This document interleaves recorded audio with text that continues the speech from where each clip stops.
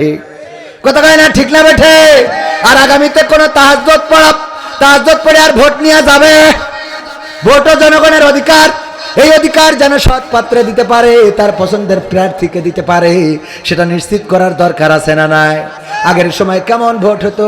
আল্লাহর ওলি আমাদের এক মুরব্বী দাদা অনেক কষ্ট করে লাঠি ভর দিয়ে দিয়ে সকালবেলা ভোটের মাঠে পৌঁছাইয়েছে। পৌঁছানোর পরে বলছে, বাবা আমার নাম্বারটা কি দেখে দাও, কার সিট কুট দাও, যাই সিলটা মেরিয়ে আসি। বলছে আপনি রওনা দিয়েছেন কখন? ফজরের নামাজ পড়েই তো রওনা দিলাম। বলছে আমরা তো সে তাহাজ্জুদ পড়ি কাম সেরে ফেলেছি। আপনি তো এসেন ফজর পড়ি, আমরা তো তাহাজ্জুদ পড়ি লাগিয়েছি। সে তো তেসমারার সারা। তাহলে কি করা যায়? নোকে একটু কালি লাগিয়ে দাও, না হইলে পুত্রবধূ রাগ করবে। কালি লাগিয়ে দিয়ে যখন যাচ্ছে বলছে, চাচা শোনেন, আবার যেন শাশিরে কষ্ট দিয়ে পাঠাইয়েন না। বলছে কেন, তোমার শাশির ভোটও কি দিয়ে গেছে? বলছে যে হ্যাঁ, বুঝতে পারিনি তো, মনে করছে কি বোঝে না বোঝে মুরব্বী। বলছে হ্যাঁ হ্যাঁ হ্যাঁ শাশির দাও, হ্যাঁ হ্যাঁ হয়ে গেছে। তোমার দেখো তাহলে তোমার শাশি কত বড় নেমো খারাপ গো। আরে আল্লাহ ওর জাহান্নামে রাখুক, ও জাহান্নামে রাখুক, ওর সাথে আমি জাহান্নামে জান্নাতেও যেতে চাই না। আল্লাহ কত বড় নেমো খারাপ আল্লাহ। তোমার চাচা কি হয়েছে? এত দুঃখ কেন শাশির পরে? দুঃখ হবে না কেন? আজ মরি গেছে 16টা বছর হয়ে গেল, তুই এসে ভোটটা দিয়ে গেছিস, তা আমার সাথে দেখা করতে যাবি? আমি বুড়ো কি করিয়ে থাকি এই শীতের সময়, একটু দেখা করিয়ে গেলে কি ভালো হতো। ও দেখা না করিয়ে ভোট দিয়ে চলে গেল, কি ঠিক না বেঠে? এখন আর এই ভোট কি চলবে? না, এই ভোট চলবে না। জনগণ যাকে চায় তাকেই ভোট দিবে। ভাইরা আমার কাছে বলেছে, হুজুর মা ও বাবার খেদমত প্রসঙ্গে একটু বলার জন্য অনুরোধ করছি। মা ও বাবার খেদমতের আগে আমি বলবো, একবার সিন্দাবাদ নাকি এক দ্বীপে নোঙ্গর করেছিল, জাহাজ ভিড়িয়েছিল। তারপরে সেই দ্বীপে খাবার কিছু নাই, কিন্তু অনেকগুলো নারকেল গাছ ছিল, আর সেই নারকেল গাছে ছিল বানর। এই বানর থাকার কারণে নারকেল গাছে উঠতে দিচ্ছিল না, যখন উঠতে যাচ্ছিল বানরে হাসর দিচ্ছিল। এই কারণে সিন্দাবাদরা একটা বুদ্ধি করলো যে তাড়াতাড়ি করে ওই বানরদের কাছ থেকে নারকেল যদি পাড়তে হয় কি করতে হবে? কি করতে হবে আপনারা বলেন? কি করতে হবে? ডেলা মারতে হবে। হ্যাঁ, আরে যশোরের মানুষ, মহেশপুরের পোলা, কোটি টাকা তোলা, বসবে না কেন? ডেলা মারতে হবে। নিচের তেইরা যখন ডেলা মারলো, বানরের রাগ হয়ে গেল। ওরা তখন ডেলা মারা শুরু করলো কি দিয়ে? ডাব দিয়ে। বিনিময়ে এরা ডেলা মারলো, ওরাও ডেলা মারলো। এদের খাওয়ার খোরাক হয়ে গেল, পানি হয়ে গেল, ডাব খাওয়া হলো, নারকেল খাওয়া হলো। ওগো আমার ভাইয়েরা, যারা বলেছেন আমি আপনাদের রেসপেক্ট করি, মা বাবার খেদমত সন্তানেরা যেন করে, এই সন্তানেরা যে খেদমত করবে, ওই খেদমত করার জন্য ওদের দিকে ডেলা মারার দরকার আছে না নাই? মা যদি সন্তানকে সালাম দেয়, ওই সন্তান মাকেই উল্টো সালাম দেবে। কথা কয় না? বাবা যদি সন্তানকে সালাম দেয়, আসসালামু আলাইকুম, সন্তান বাবাকে সালাম দিবে। আর যদি বাবা বলে জয় বাংলা, সন্তান বলবে জয় বঙ্গবন্ধু। কথা কয় না? তুমি যেটা বলবা সেটাই বাবা। তুমি যদি ইচ্ছাও পাটকেল খাবা, তুমি যদি ঢেলা ছড়ো ডাব পাবা। সন্তানকে, মা বাবার খেদমত প্রসঙ্গে সন্তানকে বলার আগে বলবো, গো আমার মায়েরা বাবারা, আপনারা অন্তত সন্তানের খেদমত করেন। কারণ সন্তানের যদি খেদমত করতে ব্যর্থ হন, এই সন্তান আপনি যেভাবে বলেন না কেন, আপনার খেদমত করা সন্তান হবে না। আমি যতই আজ করি না কেন, মাটি দিয়ে কলস বানায় আমাদের মুরব্বীরা উদাহরণ দিত। মাটি দিয়ে ভাড় বানায়, মাটি দিয়ে হাড়ি বানায়, মাটি দিয়ে অনেক কিছু বানায়, পুতুল বানায়, বাঘ বানায়, উল্লুক বানায়, ভাল্লুক বানায়। এই মাটিটা শক্ত না নরম? যখন শক্ত হয়ে যায়, যে মাটি দিয়ে হাড়ি বানাইছে ওইটা দিয়ে কি আর কলস বানানো যাবে নাকি? কথা কয় না? কলস বানানো যাবে? যদি আল্লামা দেলোয়ার হুসাইন সাইদি ওয়াজ করে তাও হবে। যদি আমার গোলাম রব্বানী যুক্তিবাদী ওয়াজ করে তাও কি হবে? না, হবে না। সুতরাং ওয়াজ করে পরিবর্তন আল্লাহ রাব্বুল আলামিন চাইলে, যদিও এটা হাড়ির সাথে আমরা তুলনা দিলাম, উদাহরণ হিসেবে বললাম, কিন্তু ওটা নয় ভাইরা আমার লেখা গানের বই অনেক সঙ্গীত, 100টার বেশি সঙ্গীত আমাদের ক্যামেরাম্যান নিয়ে গেছে। যদি আপনারা নিতে চান নিতে পারেন, অনেক সঙ্গীত আছে, শিখতে পারবেন। আর গাইতে পারলে দাওয়াত আছে, টাকা আছে, খাওয়াও আছে। কথা কয় না? ইয়া তো আনঅ্যাক্টিভ শ্রোতা হলে হয় না, শ্রোতা হইতে হবে অ্যাক্টিভ শ্রোতা। কি শ্রোতা? খালি বড় বাড়ি অ্যাক্টিভ বলবে, গণতন্ত্র চিনি না আমি, জানি না গণতন্ত্র, গণতন্ত্র দেখিনি আমি, শুনেছি গণতন্ত্র। আমার সোহাগ ভাই প্রায়ই বলে, ভাই এই গানটা একটু গাবেন, আজ না গালেও মন খারাপ করবেন। গণতন্ত্র চিনি নাই আমি, জানি না গণতন্ত্র, গণতন্ত্র দেখিনি আমি, শুনেছি গণতন্ত্র। শুনেছিলাম আমি বাংলাদেশে গণতান্ত্রিক রাজা, যখন যারে মনে চেয়েছে ধরে দিয়েছে সাজা। ঠিক না বেঠে? শুনেছিলাম আমি বাংলাদেশে গণতান্ত্রিক রাজা, যখন যারে মনে চেয়েছে ধরে দিয়েছে সাজা। কাউকে দিয়েছে ফাঁসির দণ্ড, রেখেছে আয়না ঘরে, কাউকে আবার লাশ বানিয়ে ভাসিয়েছে সাগরে। ঠিক না বেঠে? হাত উঁচু করে বলেন ঠিক না বেঠে? কাউকে দিয়েছে ফাঁসির দণ্ড, রেখেছে আয়না ঘরে, কাউকে আবার লাশ বানিয়ে ভাসিয়েছে সাগরে। করেছে সব কিসের জোরে, ছিল কি দাদার মন্ত্র?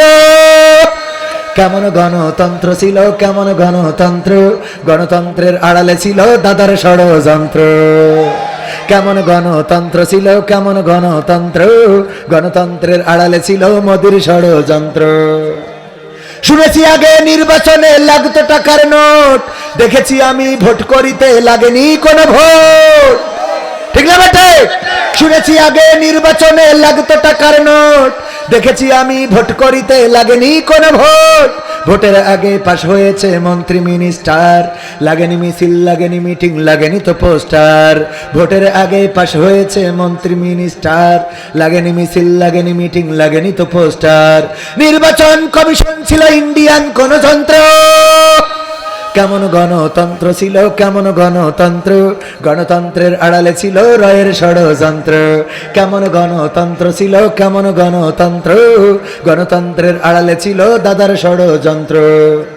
বিরোধী দল যারা সংসদে ছিল তারা ছিল পোষা ময়না, দেশ জ্বলে পুড়ে হয়েছিল ছাই, তবুও তো কিছু কয় না। বিরোধী দল যারা সংসদে ছিল তারা ছিল পোষা ময়না, দেশ জ্বলে পুড়ে হয়েছিল ছাই, তবুও তো কিছু কয় না। শাসনে ছিল না সততা নিষ্ঠা, বিচারের ছিল না মান, সংসদে বুঝি তাই শোনা যেত মমতাজের গান। ঠিক না বেঠে? শাসনে ছিল না সততা নিষ্ঠা, বিচারের ছিল না মান, সংসদে বুঝি তাই শোনা যেত মমতাজের গান। বিরোধী দল নাই, ওটা তো ছিল ডিজিটাল ষড়যন্ত্র। কেমন গণতন্ত্র ছিল, কেমন গণতন্ত্র, গণতন্ত্রের আড়ালে ছিল দাদার ষড়যন্ত্র। কেমন গণতন্ত্র ছিল, কেমন গণতন্ত্র, গণতন্ত্রের আড়ালে ছিল মোদির ষড়যন্ত্র। নায়েবে রাসূল কোরআনের পাখি বলতো মানুষ যারে, 13টি বছর সেই মানুষের রেখেছিল কারাগারে। নায়েবে রাসূল কোরআনের পাখি বলতো মানুষ যারে, 13টি বছর সেই মানুষের রেখেছিল কারাগারে।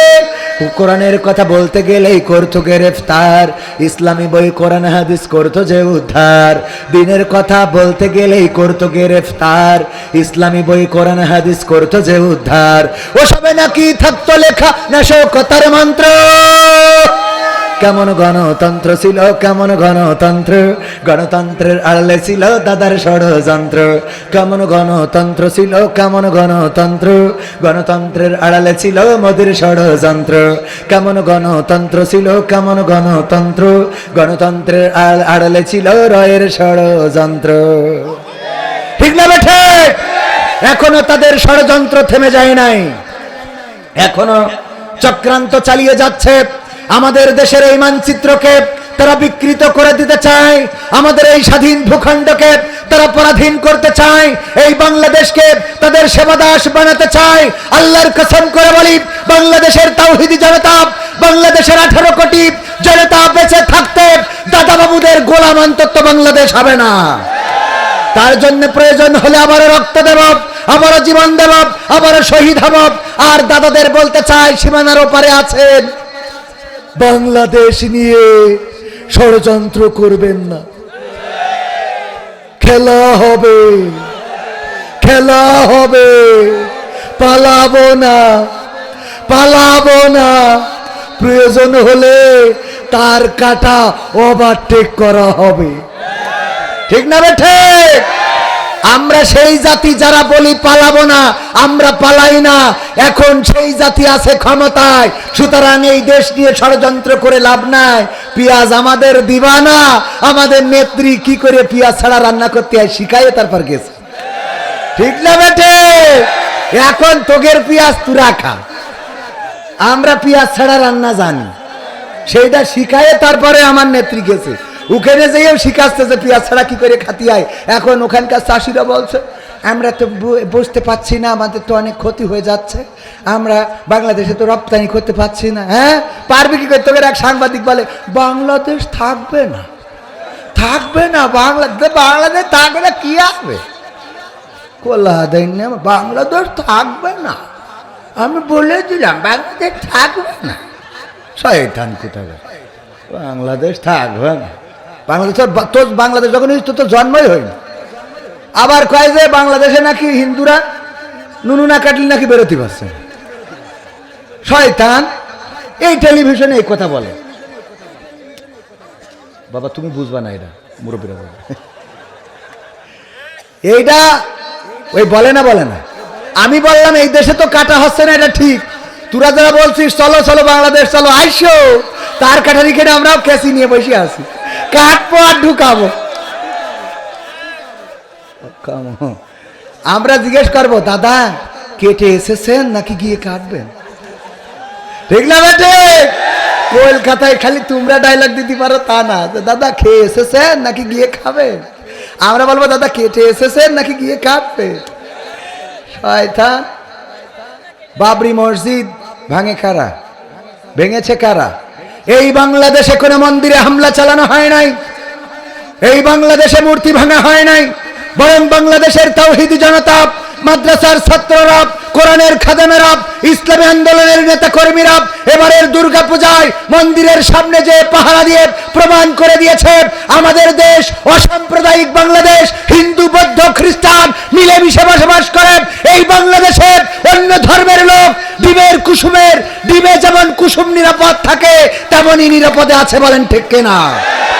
আর আমার দাদার দেশ তারা তো হলো ওরা যারা আমার বাবরি মসজিদটাকে অটল বিহারী বাজপেয়ী উগ্রতা সৃষ্টি করে রাম মন্দির আছে বলে মসজিদ ভেঙেছিল, এবং সেই মসজিদ ভেঙেই ক্ষান্ত হয় নাই, সেখানে রাম মন্দির বানিয়ে এই নরেন্দ্র মোদী সরকার 2022-এ উদ্বোধন করে সর্বশেষ ব্রেকটা মেরেছিলেন। যারা মসজিদ ভেঙে মন্দির বানায়, যারা মসজিদের সামনে ডুকি তবলা বাজায়, যারা আজ পর্যন্ত, আজকেও পত্রিকার রিপোর্ট, ভারতের একজন হিন্দু বলেছে আগে হিন্দুরা ভগবান খুঁজতে যেত মন্দিরে, আর এখন ভগবান খোঁজে মসজিদে। ভগবান খোঁজে কোথায়? মসজিদে।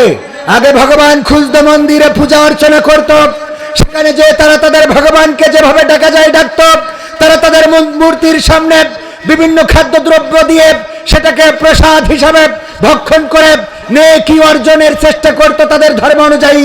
আর এখন তারা মসজিদ ভাঙার জন্য প্রস্তুতি শুধু নেয় নাই, বরং ভারতে মসজিদ ভাঙার একটা ইমেজ তৈরি হয়েছে, মসজিদ ভাঙার জন্য একটা যেন নতুন করে প্রজেক্ট হাতে নিয়েছে এই মোদী সরকার, বিজেপি সরকার। তারা মসজিদে মসজিদে ভগবান খুঁজে চলেছে। মসজিদ ভেঙে মুসলমানদের কলিজায় আঘাত করো, মুসলমানদের কলিজায় আঘাত করে হয়তো ক্ষতবিক্ষত করতে পারো, কিন্তু তোমাদের তাকদিরে আঘাত পড়ে, তোমাদের ভাগ্যের পরিবর্তন হয়ে যায়। বাবরি মসজিদ যারা ভেঙেছিল ইতিহাস সাক্ষী, পরবর্তীতে কারো মৃত্যু স্বাভাবিকভাবে হয় নাই, কারণ আল্লাহর সাথে বেয়াদবি করার ফল ভালো হয়। এই বাংলাদেশে বোরহানউদ্দিনের হাত কেটেছিল, বোরহানউদ্দিনের সন্তানকে শহীদ করেছিল গৌর গোবিন্দ নামক একজন শাসক। সেই শাসক শাহজালালের অভিযানে এই বাংলাদেশ ছেড়ে পালিয়েছিল। আজ পর্যন্ত পৃথিবীর ইতিহাসে সে কোথায় গিয়েছে খুঁজে পাওয়া যায় নাই। জানেন কিনা আপনারা? মসজিদের সাথে বাড়াবাড়ি করো না, মন্দিরের সাথে বাড়াবাড়ি করো না। যারা যে নামে রবকে ডাকতে চায় ডাকতে দাও, ইসলাম এটাই বলে। ঠিক না বে ঠিক? যারা যে নামে ডাকতে চায় ডাকুক, যারা যে নামে আল্লাহকে ডাকতে চায় ডাকুক। আপনি দাওয়াতি কাজ করতে পারেন, কিন্তু হামলা মামলা করতে পারেন। হিন্দুরা তাদের মন্দিরে পূজা করবে, এটাই তো ঠিক, কিন্তু আমাদের কোন নেতা যে বলতে পারবে না এবার মা দুর্গা ঘোড়ায় চড়ে এসেছে। বলা যাবে এটা? এইটা বলা যাবে না। ওখানে আপনার দায়িত্ব থাকলে যেতে পারবেন, তাদের খোঁজ নিতে পারবেন, কিন্তু ওদের ধর্মের বিশ্বাসী এই জাতীয় কথা বলতে পারবেন? ওগো আমার ভাইয়েরা, আলোচনায় আসি। মা বোনেরা অনেকেই রয়েছেন, আল্লাহ বলেছেন ওয়া করনা ফি বুয়ুতিকুন্না ওয়ালা তাবাররাজনা তাবাররুজাল জাহিলিয়াতিল উলা। ওগো নারীরা, পর্দার মধ্যে থাকো, জাহেলি যুগের মেয়েদের মতো সেজে গুজে নিজেদেরকে প্রদর্শন করে বেড়ায়ও না। কথাটা কার? আর এখন সাজুগুজু আছে না নাই? এই বিউটি পার্লার কে দিয়েছে? বিউটি পার্লার ঘরে ঘরে। ওরে বাবা, সেদিন দেখলাম একজন বিউটি পার্লারে যেয়ে ওর বউ যেখান থেকে সেজেছিল ওখানে আইফোনের একটা বাক্স নিয়ে গেছে। ফেসবুকে দেখলাম আইফোনের বাক্স নিয়ে যেয়ে ওই বিউটি পার্লারের মালিকই দিয়েছে যে আমার পক্ষ থেকে এই আইফোনের বাক্স 16 প্রো ম্যাক্স। কি ম্যাক্স? 16 প্রো ম্যাক্স, 2 লাখ টাকার উপরে। ওই বিউটি পার্লার আলা পেয়ে তো ওরে খুশি। এত বড় দামি পুরস্কার কেউ তো দেয় না। বক্স ওপেন করার পরে দেখে ওখানে ব্রিটিশ আমলের নোকিয়া 1100 মডেলের একটা ফোন। সহ্য কি না করে পারা যায়? ওতে আবার লিখে দিয়েছে এখন মজাটা কেমন লাগে, তুই আমার যে মালটা দিছিস সেই করেই তো দিছিলি। কথা কি বোঝা গেছে? যে মালটা দিছিস 1 বছরের পরে নোকিয়া 1100, অথচ যখন বিয়ে করলাম মনে হইলো 16 pro max, iPhone, Samsung ultra কি জানো, আলট্রা 5G। স্যামসাং আমার রকিরা ভালো বলতে পারে, ওরা আবার আপডেট মডেলের, আমি তো আবার আগের মডেলের। ওরা ভালো বলতে পারে আলট্রা